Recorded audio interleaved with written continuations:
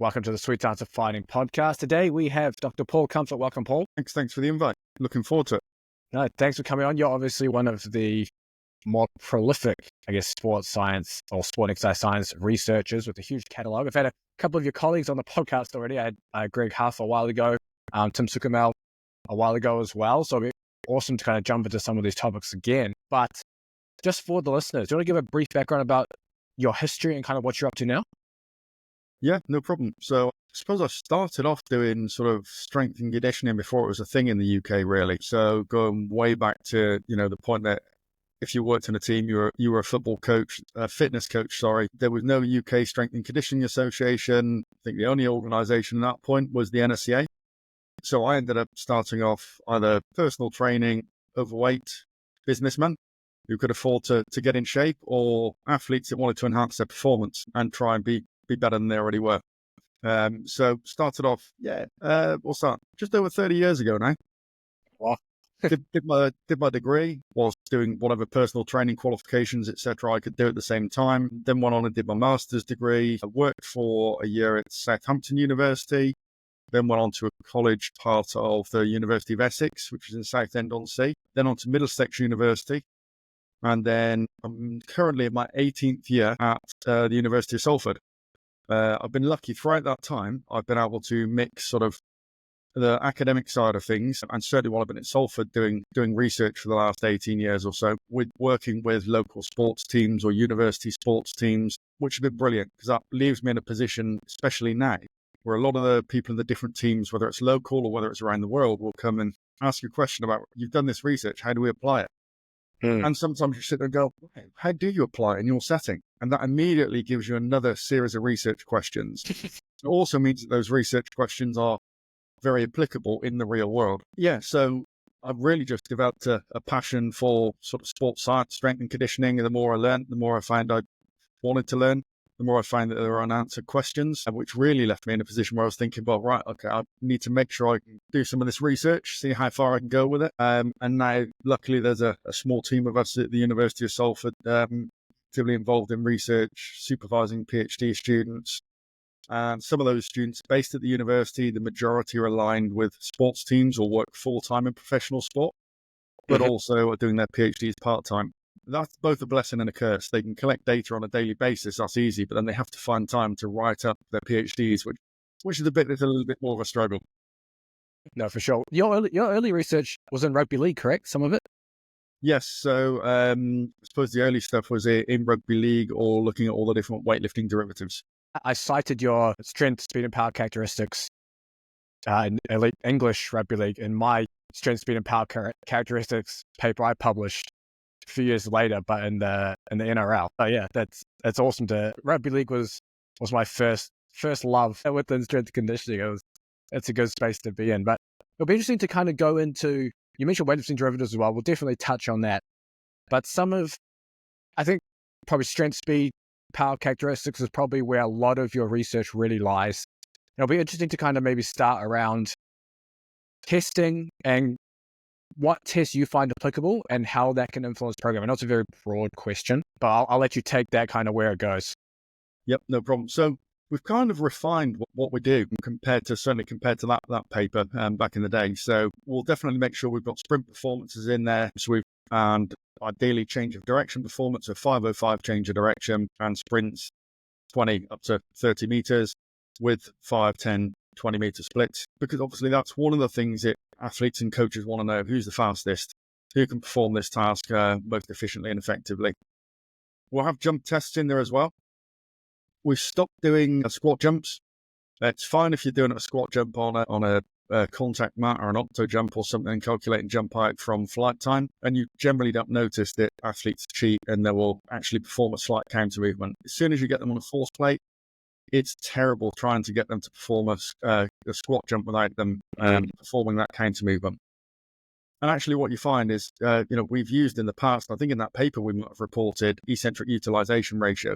So the difference between jump height from a counter movement jump and jump height from a squat jump, with the assumption being The differences are due to better utilization of the stretch shortening cycle in the counter movement jump, and you don't use it in the squat jump. It doesn't appear to be due to that at all. It just appears to be a complete difference in posture and depth that you squat to. And the fact that you can allow your trunk to fall forwards quicker and gain more momentum, and the joint configurations when you're jumping are completely different in a counter movement jump to a squat jump. So it doesn't necessarily appear to be stretch shortening cycle utilization. Do you still use that eccentric utilization ratio, but with different jumps then?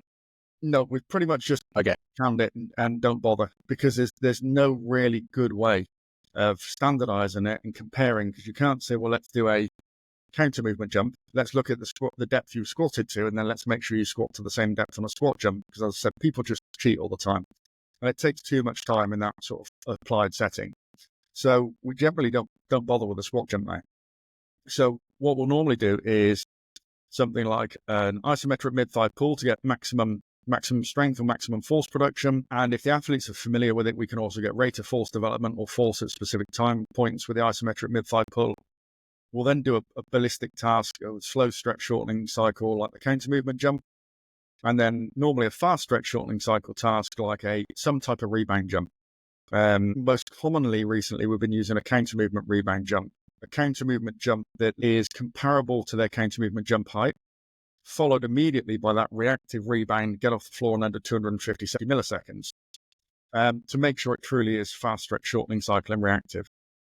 Now, we've been doing that because we've been traveling around a whole host of football teams, soccer teams at different levels of competition, different age groups, and also a few rugby league clubs as well. Because we're traveling and taking 6 or 7 sets of force plates with us, plus 3 isometric mid-thigh pull rigs, there's just not room for boxes to do drop jumps. And also there's limitations with every rebound jump. If you do a 10-5 test, the best jumps are the last 5 jumps. So what's the point in doing the ones first? It was almost a waste of time. So we've reduced that down to a counter movement jump followed by a rebound. If you do a drop jump, nobody falls from the height of the box. If they're confident, they plantar flex and go from a higher height. If they're not confident, they step down. Yeah. It's only if you look across the research, it's about a 20% difference from the box height. But that means one day an athlete could jump from, if it's a 40 centimeter box, they could jump or drop from 32 centimeters. The next time, it could be 48. So not comparing like with like, which is a bit of a problem. So we've actually found if we set a threshold on the counter movement rebound jumper being within 10% of their counter movement jump height for the counter movement jump that precedes the rebound, we've halved that error. It's not perfect. You can't say it must be exactly the same height as your counter movement jump, because getting that level of consistency and, not being within a centimeter or two is quite difficult, but it tends to work quite well. On the odd occasion, you'll get, especially with some of the bigger rugby league players, they can't make 250 millisecond contact time, no matter how much you coach them. Have heard people say that they struggle to do that with most athletes. That's just poor coaching in most cases. In fact, we had a student who went and did some testing and doing the counter movement rebound jump. We looked at all the data when they got back and made them go back and recollect all their data because it was terrible. The no time was sub 250. So I don't know what they've been obsessing over, but it certainly wasn't the contact time. We went back in a couple of days later, retested, and every single person got below 250 milliseconds. Well, what was the cue you ended up giving to change that? Just to get off the ground as quickly as possible on that rebound and stiffen up. So what we find we have to do is, because they've done counter movement jumps first, they're quite compliant with those. The first counter movement rebound jump, they always do a compliant strategy. So what we basically get them to do is some pogos, maybe 5 or 10 pogos before they do the counter movement rebound jump. Cue them faster, higher, and then make them do the counter movement rebound jump. Suddenly they can do it. So it doesn't take a huge amount. It's just adding that reactive, almost familiarization and warm up for them. And then they can normally nail it within the first 4 or 5 trials. And that's still then less fatiguing than doing the 10-5 test, because you've only done 5 rebound jumps. Not that it is fatiguing, but some athletes or some of the medical staff will complain that it may be fatiguing if they're doing too many trials. We do the counter movement rebound jump to give us that reactive component. If they can't do it, and as I said, some of the much heavier rugby union and rugby league forwards struggle with it a little bit, that's fine. That tells us something. If they've had 10 trials and they still can't get a short contact time, that tells us they need to train that reactive component. But then we can also go back and see, speak to the performance analyst. How do they play in the game? Do they ever cover more than 20 meters? Because if they don't, do we really need to focus on that really, really short reactive and ground contact time? Or are they the person who's a battering ram and, only ever goes 10 to 20 meters and that's it? In which case, that probably explains why they can't do the reactive jump. Then we do the counter movement jump. So we've got that slow stretch shortening cycle, and then that gives us a nice profile. How strong are they?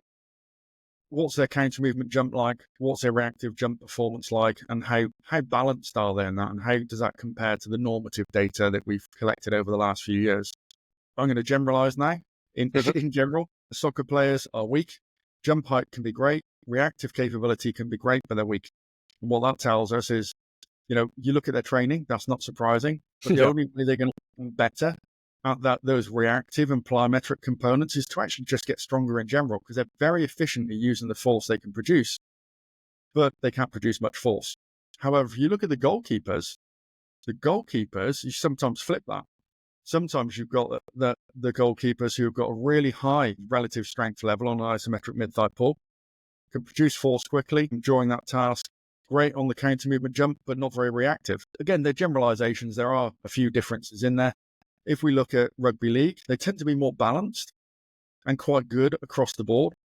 But then you've got those who are phenomenal rugby league players, and you look at their performances and go, wow, I can outperform them on an isometric mid-thigh pull, a counter movement jump and a rebound jump. That's a bit worrying, but they should sign me.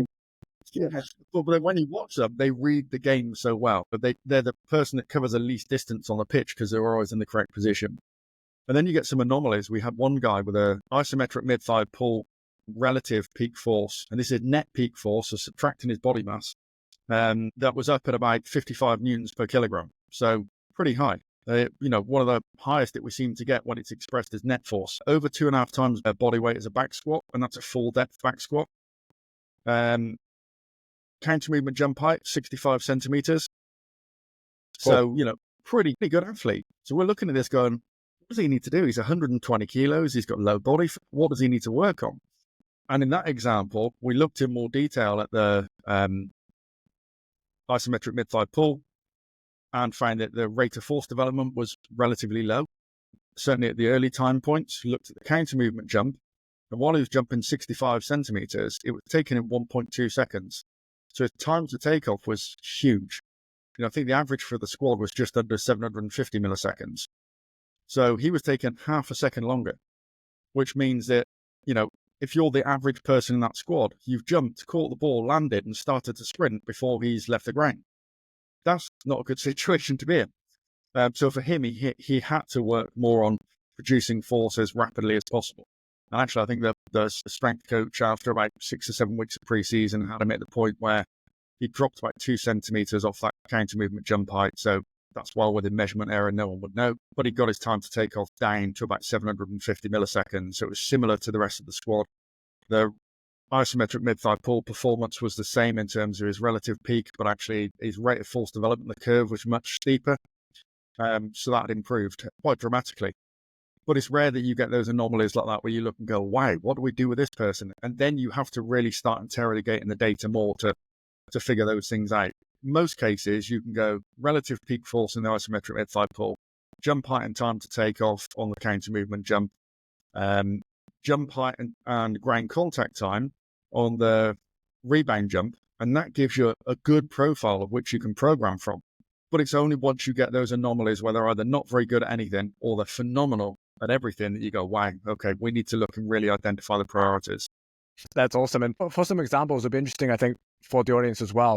You mentioned that player, okay, his rate of force development wasn't so great. So what would be something that would be programmed, or how would the program generally look to improve that quality for him? And you mentioned obviously his counter movement jump came down a bit. So I'm assuming then they also put some other stuff on the back burner to be able to prioritize that.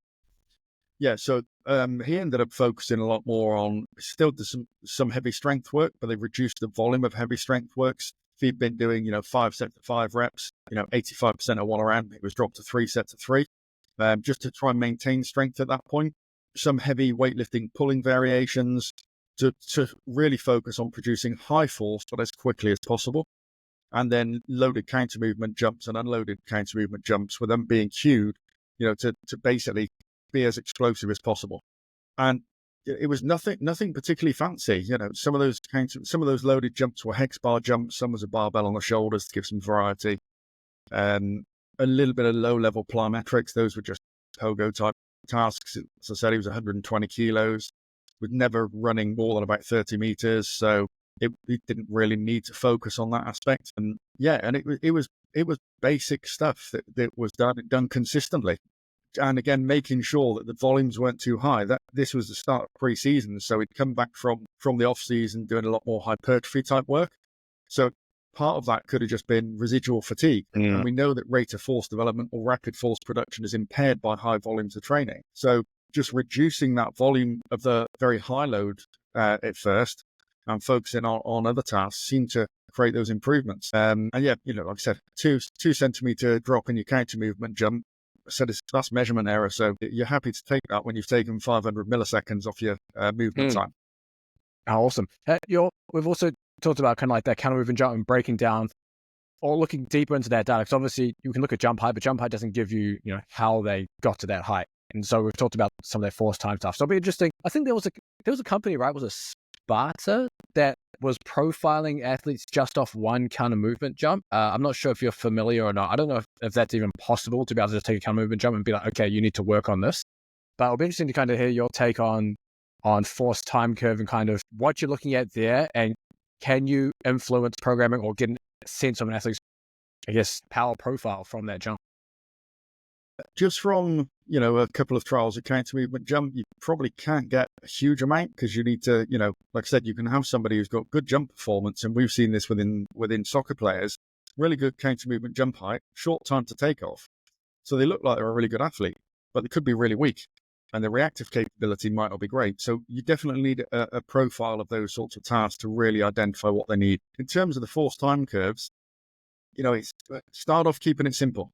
So if you've got time to take off and you've got jump height, that gives you a good indication of their strategy. If they're taking a long time, like the example I used, you know, over a second, that you know they've got quite a compliant strategy. They're unweighting relatively slowly. They're not hitting the brakes particularly hard. They might be going through a big counter movement depth. I think, if I remember correctly, that one athlete that I referred to, that the 65 centimeter counter movement jump, was going through about 55 centimeter of counter movement depth on the way down. The average is around about, in that squad, it was around about 40 centimeters. So he's squatting a lot deeper.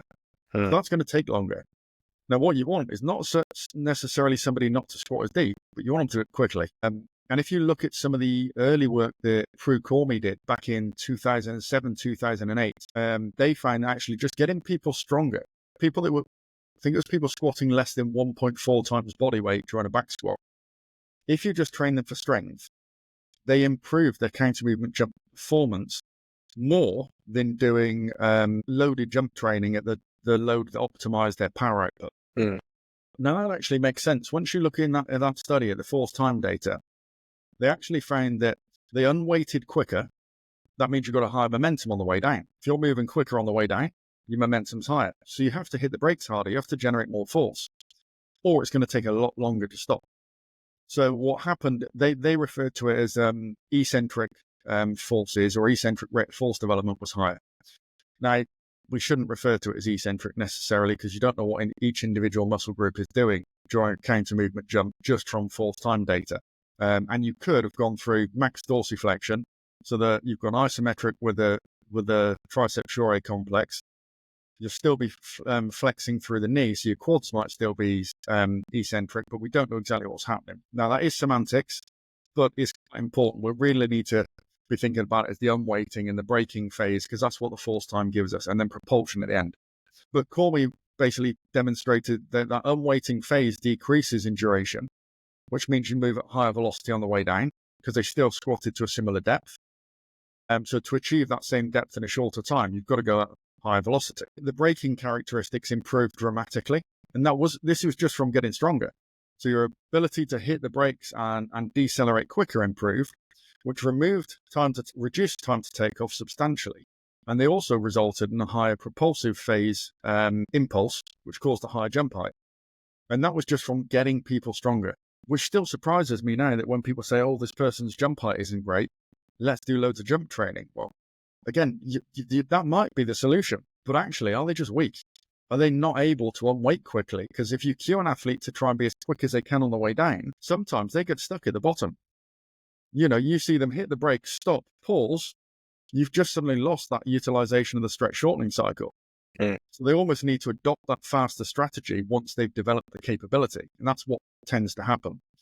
So if you keep it simple and go time to take off, jump height, how do they both look? You can then break it down if you want to. You can break it down to the unweighting, braking, and propulsion phases if you want to. And if we do that, we can then start to interrogate that data a lot more. But you're probably not going to feed that back to the coach or the athlete because that's probably too much information. For sure. I'm going to ask you the age-old question around, you mentioned obviously just get stronger to jump higher. What is there a too strong in that regard, or a point where you'd revisit maybe, hey, we don't need to push that squat up any further. We need to look at the other stuff? Yeah, I wouldn't say you can be too strong because from experience and the different PhD students we've had that have gone on and worked in different clubs, it varies dramatically. I've never seen a soccer player with a particularly impressive squat of, kilograms per kilogram. Rugby players, regularly rugby league and rugby union, seeing them up at over 2.5 times body weight and still getting stronger. Whether it's through British cycling or one of my PhD students who works at Hong Kong Sports Institute, you've got people doing well over 3 times body weight as a back squat, and that's full depth. It's, you see it and you think, have they stopped halfway through? But they're grinding so slowly and their performances are fantastic. But again, some of it is sport specific. I think if you're weak, you definitely need to get stronger. But then that's where, if we've got this profile, so if you've got the tests or similar tests to what I've mentioned, if you've got something for maximum force production, we've got a slow stretch shortening cycle task and a fast stretch shortening cycle task. It's really easy to look. If you've got somebody who's generating huge forces on the isometric task, but they're not great on the ballistic and plyometric, it's obvious they need to focus on those more. And you wouldn't just, somebody who is you would class as weak, you wouldn't just focus on strength training. You're still going to do a bit of ballistic and a bit of plyometric training, but you'll just change that balance. And once you've got somebody who's really strong, you know that it's going to take longer to get them stronger, because if you're weak, you improve rapidly without any major issues. But if you're strong, it takes a lot longer to increase that strength. So you end up with a law of diminishing returns, and you might get more bang for your buck enhancing other characteristics. But again, after a while, if your strength's here, and then your performance in those ballistic and plyometric tasks is there, once it starts going up, you've got to suddenly shift that ceiling again. Otherwise, if you're being really efficient with using the force you can during those ballistic and plyometric tasks, can you improve them further without increasing that strength? Now, that is slightly different. I think if you look back to some of the information that used to be put out there about plyometric tasks, where people would say you've got to do a 1.5 or 2 times body weight squat before doing high intensity plyometrics. If you're talking about true plyometrics with that short contact time, I think that's complete rubbish, because you don't really flex knee and hip. You end up with a stiff strategy, and it's very, very ankle dominant. So why would you have to squat to a decent depth with a high load? The plyometric tasks are very ankle dominant. If it's more that shot jump training, where you're doing a depth jump, not a drop jump, so you much more compliant movement, much more flexion through the knees and the hips, and you're dropping off a box a meter high or higher. Yeah, in that situation, you need to be strong. Because if you think about it, you've got to generate an impulse sufficient to decelerate you when you land. And that impulse is equivalent to your momentum. So if you're heavy and you've fallen from over a meter, you're going to hit the ground at a high velocity. So your momentum is pretty high at that point. So you've got to be strong enough in that position. But that's with something like a depth jump with a very compliant strategy, where you go through a large angular displacement of your knee and hip, lots of flexion. That's not a reactive plyometric task. But then again, flip that. If it is something like shock training, drop off a 1.5 meter high box, have a compliant strategy, jump as high as you can. Yeah, you need to be pretty strong at that point, or you'll just get buried at the bottom. We'll have all tried it. If not as an adult, as a child, you'll have jumped off something too high, think you're going to land it, and you end up in a heap on the floor because your legs just give way. And that's not what you want when you're training your athletes. Ideally not. Ideally not. I think Verkhoshansky actually classes that depth jump as a maximal strength exercise anyway, that variation that you mentioned. So yeah, there you go. And regarding around the forced time curve as well with the jump, what do you see when an athlete is say, fatigue, like from week to week playing or whatever it is, or just training, do you see large changes in that unweighting phase? Maybe they're going deeper just to change their strategy to maintain their jump height? Yeah, there's a few things that tend to change. Jump height tends to stay pretty consistent. You've got to really beat somebody up to change or decrease jump height, and they'll normally change their strategy. Certainly if they're sore, and you see this sometimes with the rugby players, they will unweight much more cautiously, go through a bigger range of motion. They don't have to hit the brakes as hard, and then it gives them more time for that propulsive phase and a greater range of motion to go through. And that way they can maintain jump height, but the total time to take off increases. And if we break it down, most of that comes from that unweighting and braking phase increasing. Acutely, there's a really nice study by one of our previous students, Ryan Spencer, which Dr. John McMahon sort of supervised him on during his, I think it was during his master's degree. So they looked at changes in jump performance in soccer players post-match. And actually, their strategy didn't change dramatically. But what happened was on average, they'd lost just over 2 kilos in mass. So the relative net impulse, which then determines your velocity of takeoff and therefore your jump height, had decreased. So there's time, from what I can remember, was similar, but the forces had dropped. But they still maintain jump height because they're now 2 kilos lighter. So it's important, if you're acutely monitoring that, or even over longitudinally over time, has the person actually lost body mass?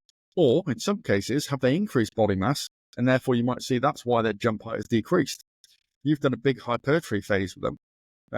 Or they've come back from the off season and they've overindulged a little bit. Is that what's really then starting to affect their jump performance? Again, one of the easiest ways if someone's carrying extra body fat, one of the quickest and easiest ways to increase their jump height is get them to lose some body fat. It's like if you put a weighted vest on at 10 kilos now and you do a jump, take that weighted vest off, you're going to jump a hell of a lot higher. Not that you can lose 10 kilos like that, but it's still the same principle. You've got to identify, well, where's the biggest bang for your buck on this and what's going to improve your performance the most? And it's I think more practitioners probably need to understand that interaction between the force time characteristics and body mass and what actually causes jump height, which is the relative net impulse. So if you change that impulse from force or duration, or you change your body mass, you're going to get a potential change in jump height. And it's a bit of a blessing and a curse when you look at, all of the different manufacturers of the automated force plate systems, and they'll instantaneously, they give you all of these variables. I think pretty much everyone will give you 100 variables or more. That's great because it's really easy for people to use. The problem is, you look at the education of a lot of people, they don't fully understand the force time characteristics, how the data has been analyzed, how queuing them differently will change their strategy. As simple as if you put up a leaderboard, and on your leaderboard, to try and get them competitive, you've got jump height. People start doing a more compliant strategy, go through a bigger range of motion and take longer to jump higher. Put time to take off up there, everyone tries to get a shorter time. Jump height starts coming down. So what do you do? What do you give them feedback? Do you not give them feedback? Do you put up something like contraction time, flight time ratio, or modified reactive strength index? So that's a combination of the two. But actually, when you do that, we've done it with students and athletes, and they don't really understand it, so they don't know what they're chasing after. It doesn't help to motivate them then. So, that's really interesting. I think we need to try and make sure, and we do it with our students on our undergraduate and master's programs and our PhD students, but we need to make sure people have a much better understanding of these things. And there's still a lot of information that we don't know in terms of how some of those variables may interact. How do they change with certain types of training? Because a lot of the research out there is acute. If we do this now, what happens? Because if you do a study that takes 8 to 12 weeks in an applied setting is really difficult. You wouldn't believe the amount of studies we've started with local teams where we've got official partnerships through the university and the teams, or maybe even the coaches come in and said, right, we need to know this. You get 4 weeks into a study, they're on a losing streak, everything's changed. And then you're like, we haven't got enough data yet. No, give it a few more weeks. It's not down to this intervention. So those studies are much harder to do. There's more and more being published now, which is nice, but we just don't have enough information to be able to fully unpick all of that. Although at the same time, there are some metrics out there which we know are meaningless and aren't going to tell us anything. Well, perfect. And for anyone who wants to visualize some of that, if you just search impulse momentum relationship, it might help some people with just a visualization. Actually, I have a question here in the live chat. We ended up getting this live. Yuan, he's saying he's found it interesting what you're saying about plyometrics. He wanted to ask, would plyometric training or jump training help prevent patella or Achilles tendonitis or develop it? Is there something there for you? Yeah, if you did a really, really high volume, which wasn't progressive and the athlete wasn't prepared for it, yeah, that could cause problems. So it's a bit like with anything. If you overload a structure too much, too quickly, you're going to get, an adverse response. So yeah, overloading the Achilles or the patella tendon too quickly rather than doing it progressively could be problematic. It could definitely help to reduce the injuries. But actually, the one thing to bear in mind is that for tendons, they adapt based predominantly on the magnitude of strain that's applied to them and the duration of that strain. So with plyometrics, the strain's not there for a long time. Now, you can train people to be better at their plyometric performance, but in terms of creating those adaptations, you're going to get a muscular adaptation, but probably not huge tendon adaptation. You probably need to do more high load or hypertrophy type loads through the patella tendon and the Achilles tendon to really get adaptation. That's also really safe then, compared to the very high strain rates you get with plyometrics. So you need to make sure you've appropriately preconditioned them. And that would probably be a block of hypertrophy training, focusing on those structures being stressed. So some heavy calf raises, some heavy knee extensions, which a lot of people tend to avoid the single joint paths now, but that's really going to load the patella tendon, as well as your normal squatting patterns and everything else. And then you can move on to a strength dominant period of training and then progress on to, a greater emphasis on those plyometric tasks. Now, you'd never completely drop out the strength training. You'd need to maintain some of that to maintain the tensile strength of tendons and the force production capability of the muscles. But you just decrease the volume of it and then slowly increase the volume of the plyometric and ballistic type training. But it has to be, like with everything, it has to be progressive. We've always got to go back to the two key principles, progressive overload. And if we're trying to get a hypertrophic response, it's increasing volume generally is the most effective. If it's strength, increasing load is the most effective way to optimize force production. But it's got to be progressive overload, and we also need to think about the specific adaptations to impose demands. And if we're specifically loading a structural tissue in a certain way, we should get the appropriate adaptations. Perfect. So hopefully that answers your question, Yuan, and if there's any more, throw them in the chat. But I wanted to go into as well on Olympic lifts versus jumps, because honestly, this is like the social media, like panacea for strength and conditioning coaches to argue over like every damn month. So I want to know it'll be interesting to go into actually like the kinetic variables of these two, like weightlifting derivatives and jumps or loaded jumps. Can you match them 1-to-1? Can you just take out one and the other and you're going to get very similar adaptations? Or is there something very different about these two where both can and potentially should be? Yep. It depends predominantly on the loading. So if you perform them at a comparable load, you end up with, it depends on the weightlifting variation, but if you looked at something like a loaded counter movement jump with the barbell on your back, hex bar jump, or a jump shrug that Dr. Tim Suckermel's made popular, you get very, very similar kinetics and kinematics. There's minimal difference between those three exercises if performed at the same load. One of the benefits you get with something like the jump shrug is you hip hinge down to the knee. So you get in a bit more of a stimulus in that braking phase at the bottom for the hamstrings as well. But overall, kinetics, kinematics are similar. The issue is you can't use particularly high loads safely with jumping tasks. So we can go moderate to low load or unloaded for some of those jumping tasks. And if we're doing those moderate or very low loads, like I said, they are comparable in terms of the kinetics and kinematics.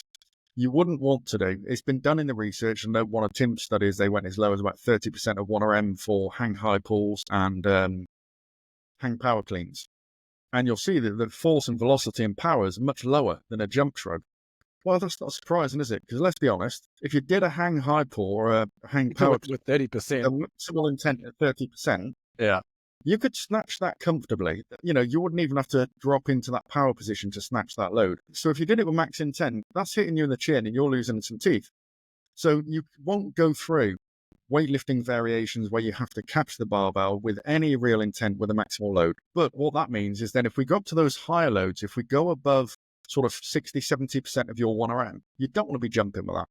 But if we're doing 60, 70% of your 1RM in hang power snatch, hang power clean, those sorts of movements, and the ideal loads tend to be between about 70 and 90% of your 1RM power clean or 1RM power snatch. And I'm saying power snatch rather than snatch or power clean rather than clean, because most people can perform those more competently unless they're a weightlifter. So 70 to 90% tends to be the most effective at enhancing the kinetic and kinematic outputs. And there's not a huge amount of difference between 70, 80 and 90% of 1RM. So if your athlete's technique's a bit ropey, maybe keep them down at the 70 to 80%, where they can focus a little bit more on technique. If the technique's really good, then you can play about across that spectrum and load them up a little bit more. And then you've also got the weightlifting variations, the pulling variations, where we don't catch, which can be used at those lighter loads, but it doesn't always drive intent. Some people you just see, if they're at 80% of the 1RM and they just do a hang pull, they just go through the motions on it. There's no intent there because they haven't got to displace the bar high enough to catch it. In which case, definitely use the catching variations because we want to drive maximal intent. If you go back to Bain and Sales research from, what would that be now, 30, 40 years ago, it clearly illustrates that it's not movement velocity that drives adaptation, it's the intent to move as quickly as possible. And that's also what recruits those high threshold motor units. But then with those pulling variations, we can go above your 1RM hang power clean or hang power snatch because we don't have to displace the bar to the height of the sternum to be able to catch it because there is no catch. So you can go up as high as 120, 140% of 1RM. You generally wouldn't go that high if it's a clean pull or a snatch pull from the floor, because if you look at the time it takes, the first pull to the knee takes about 50% of the full clean pull motion. So it becomes more fatiguing and the limiting factor. So if it's clean or snatch pulls, normally you'd go up to about 120% of 1RM. If it's hang clean pulls, clean pulls from the knee, mid-thigh pulls, whether it's with a clean or a snatch grip, you can go up as high as about 140% of your 1RM. And interestingly with that, you can actually do high volumes if you want to. I'm not suggesting that you do necessarily go and do it.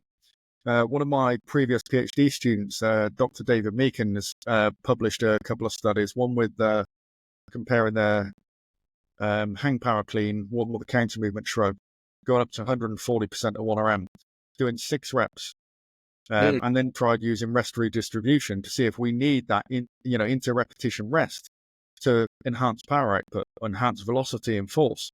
And actually, 6 reps, you don't fatigue. You maintain your performance throughout 6. As long as you're using lifting straps, you don't lose your grip. And you can maintain performance across 6 reps. We don't know how many more you could do. Being cruel enough to subject anyone to that. The only caveat to that is, it's performing those tasks at those loads for those reps if you can maintain technique and performance. If you're losing posture, you need to go lighter. But what it means is we've got, the loaded ballistic jumping tasks, however you're doing them, whether it's a barbell, weighted vest, hex bar, etc., dumbbells, light to moderate loads work really, really well. You could do a jump shrug as well. As soon as you want to go up to those heavier loads and train a higher force aspect to the force velocity continuum, we're probably looking at using hang power cleans and those sorts of variations, or hang power snatches to up at that 70 to 90% of 1RM. And then if you want to go really heavy and really push the force aspect, pulling variations where we exclude the catch, and you can go up to 120, 140% of 1RM as long as the technique's really good. So it allows us to train that full continuum. But I suppose to go back to your original question, if we're doing jumps or weightlifting variations, if the weightlifting variation is a jump shrug with a light load, they're comparable. It's only once we start to load them at more that we start to see notable differences. And it's certainly a lot more, you get more ballistic intent with those weightlifting pulling variations as the load increases. And you can take that load way beyond what you can do with the jumping tasks. For example, one of the studies we did with hang clean pulls, 140% of the 1RM was equivalent to their 1RM back squat for most people. Oh, wow. So you're really then driving, true maximal intent with a high load. Whereas if it was a back squat, you're not going to try and jump with a 1RM load or close to a 1RM load, because everyone gets inhibited just because you know you've got to land the bloody thing. Mm-hmm. But it allows you to accelerate almost through the full range of motion. Whereas we know that with squatting, there's a top end of that range of motion, 40%-ish of the duration is actually deceleration. Yeah.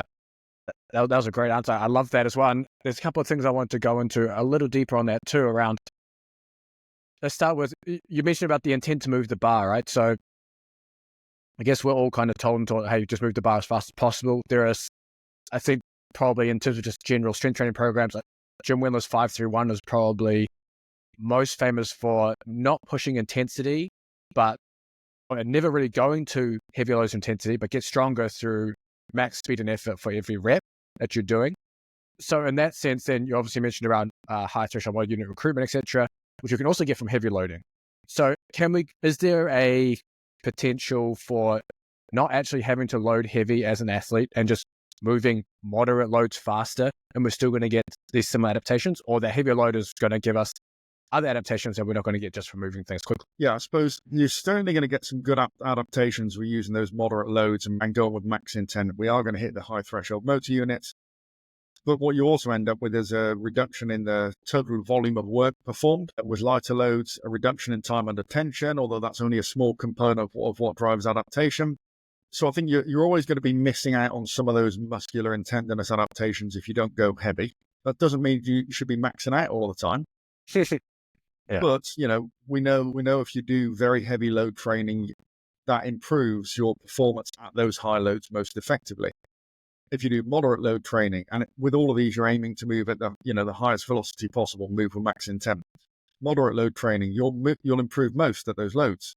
You'll get some strength gains, and you'll improve slightly at the unloaded ballistic and plyometric tasks, but you improve most at the load that you train at. So what we need to do is then identify, what does our athlete need to be able to do?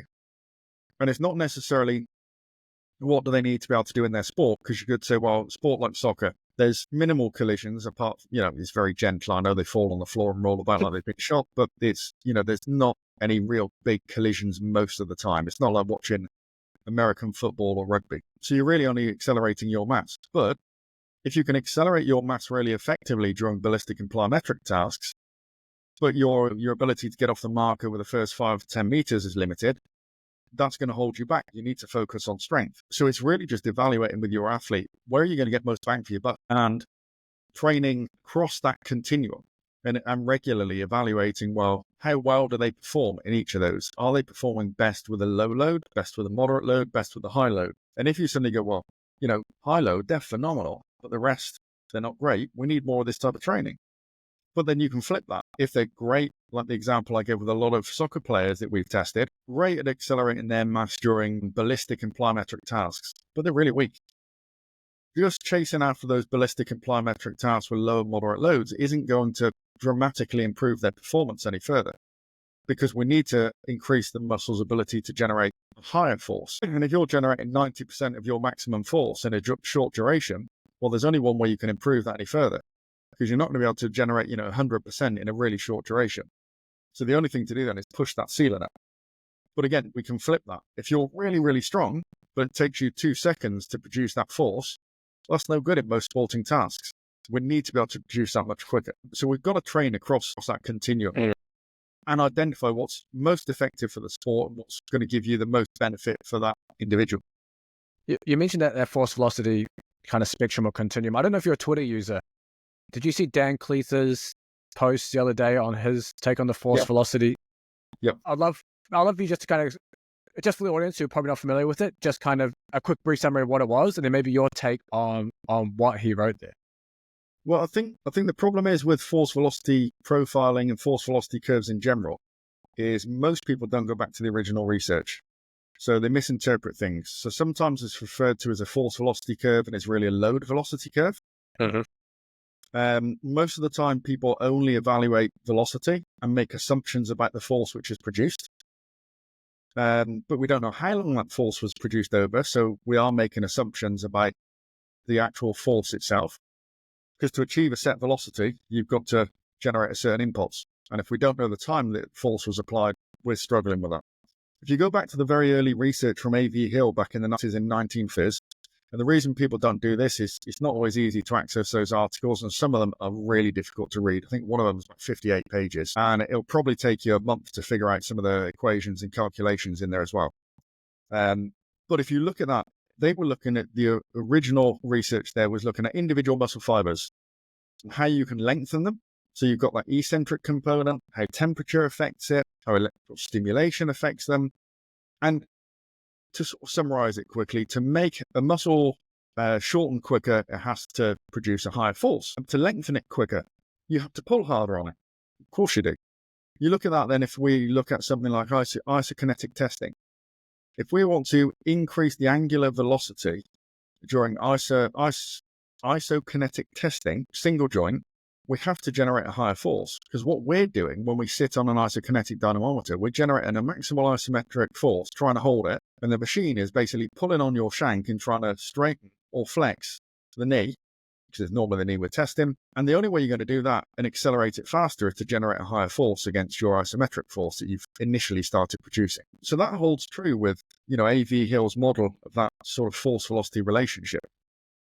But then what most people do then is confuse the load velocity relationship and the force velocity relationship. And the force velocity relationship that A.V. Hill demonstrated and the force velocity relationship we get on an isokinetic dynamometer is completely different to what we see with whole body movements. So that suddenly brings into question, well, what are we really looking at? Are we really looking at a force velocity relationship? Have we assessed force and have we assessed velocity? Most of that research, it's a case of no. Have we assessed velocity and we've predicted force? Most of the time, yes. What I'd like to see is then somebody where you do some of this load velocity profiling is they'll put the approximate force or the predicted force at zero velocity. Mm-hmm. Why don't we just go and test it at zero velocity and do an isometric test? Mm-hmm. And then you're predicting, maximum velocity. Well, that would be completely unloaded. How do we achieve? Well, we can go up onto the moon and reduce gravity if we want, but that's going to be, well, it might not be too expensive soon with the way things are going. But so we can't test that full profile. We also know that if we do that, it is sort of that, it is curvilinear if we look at the single muscle fibers and if we look at isokinetic testing. Whereas we know if we progressively and incrementally increase load, and I know Dan Cleather posted a figure of this, if we go from 10 to 20 to 30 to 40 to 50, 60, 70, 80% or 80 kilos, just that incremental increase, we see an incremental decrease in velocity with an increase in load. But again, then that's now a load velocity relationship, not a force velocity relationship. So I think part of the problem is that people confuse the two. Dan fully understands it. He's got a fantastic knowledge and understanding of biomechanics, but also of the underpinning physiology as well. And I've discussed this with him a few times.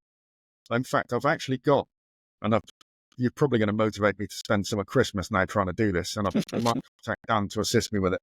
I've got a part-written manuscript on my desktop purely about this, the force velocity relationship, load velocity relationship, where most people get it completely wrong. Actually, without naming any institutions, I know there's a lot of institutions where students are told, don't reference anything more than 5 or 10 years old.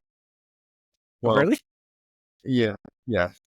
And I think sometimes that's because some of the academics haven't read stuff that's that old, because they're very new in their careers and they don't want to read back any further, which is completely crazy, because you need to look at that seminal work that was done originally. And a lot of it still holds true.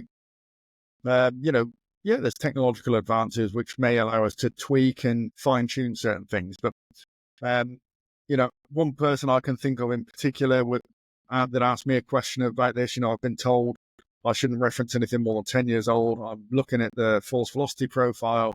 I've found some of this work by A.V. Hill. What do I do? I was like, reference it. Reference it, then actually go through that journey of this is single muscle fibers. This is isokinetic. This is whole body, or this is multi-joint dynamic tasks. This is why it's different. And actually, you might educate your tutor. However, be warned, they might not like it. They might think you're being patronizing or whatever. But, ultimately, they can't fail you for it. And I think that's part of the problem is people don't fully understand a lot of these different concepts, or things get used interchangeably. And some of it is down to as simple as semantics. And the terminology might be used slightly differently to mean the same thing. And that does create a lot of confusion. As we mentioned earlier, braking or eccentric phase during a counter movement jump, concentric or propulsive, well, they should be identified in the same way. So it could just be the terminology. But actually, if you look across the research, some people have gone the bottom of the force time curve to the top as being the eccentric or braking phase. You don't start braking until you apply a force equivalent to body mass. So that's definitely not braking. Is it eccentric? Well, the muscle could be lengthening, but we haven't put an ultrasound probe on there to figure that out. So can we really say that? And then other researchers will have classified from the point that force returns the body mass back to the peak. What if the peak actually occurs during the propulsive phase, which it does in some people? So you're not comparing like with like. And again, it's probably, like I said, I've got this half-written manuscript that's probably been on my desktop for about 3 or 4 years now. So probably partly my fault. I could have educated people better. Publish it. That information. I need to finish writing it. But as I said, read some of those papers that are 50 pages long, and go back through the equations again to double check you've got things right. It takes some time.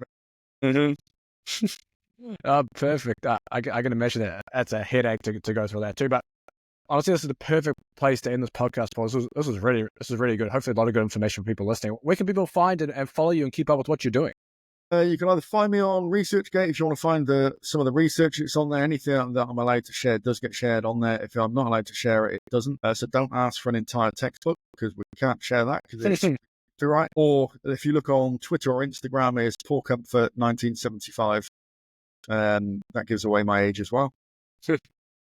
Follow me on there. I'm not necessarily that active on there. It varies. It fluctuates depending on how busy I am with other things. Or otherwise, just search for me at the University of Salford if you want to drop me an email and ask me any questions, and you'll find me on there as well. Perfect. I appreciate this, Paul. Thanks for coming on. No problem. Thanks. I've enjoyed it.